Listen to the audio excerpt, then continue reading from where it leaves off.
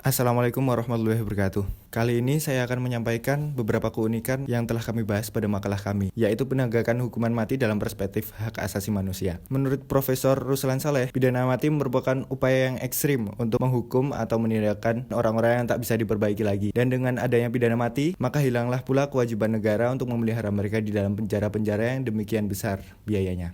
Dan ketakutan negara pada orang-orang tersebut untuk melarikan diri dari penjara dan membuat kejahatan kembali dalam masyarakat seketika hilang.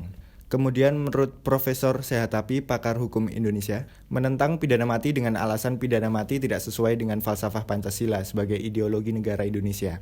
Beliau menjelaskan bahwa ancaman pidana mati menurut pasal 340 KUH pidana dalam praktek merupakan suatu ketentuan abolisi de facto. Kemudian ancaman pidana mati tidak akan mengenai sasarannya selama ada beberapa faktor seperti lembaga banding, lembaga kasasi, lembaga gerasi, kebebasan hukum, ataupun budaya yang memalukan. Dan dari segi kriminologi sangat diragukan manfaat pidana mati ini.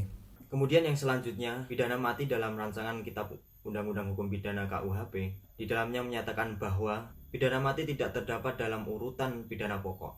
Pidana mati ditentukan dalam pasal tersendiri untuk menentukan bahwa pidana ini merupakan pidana secara khusus. Pidana mati adalah pidana yang paling berat dan harus diancamkan secara alternatif dengan pidana seumur hidup ataupun penjara paling lama 20 tahun. Pidana mati dapat dijatuhkan pula secara bersyarat dengan memberikan masa percobaan, sehingga dalam tenggang waktu masa percobaan diharapkan terpidana dapat memperbaiki diri sehingga pidana mati tidak perlu dilaksanakan. Maka dari itu, pidana mati merupakan bukan jalan keluar satu-satunya untuk menjatuhkan suatu hukuman atas kejahatan atau seseorang yang melakukan sebuah kasus, akan tetapi satu nyawa dalam sebuah bangsa merupakan tanggung jawab dari bangsa itu sendiri atas hak dan jaminan kehidupannya. Kurang lebihnya mohon maaf.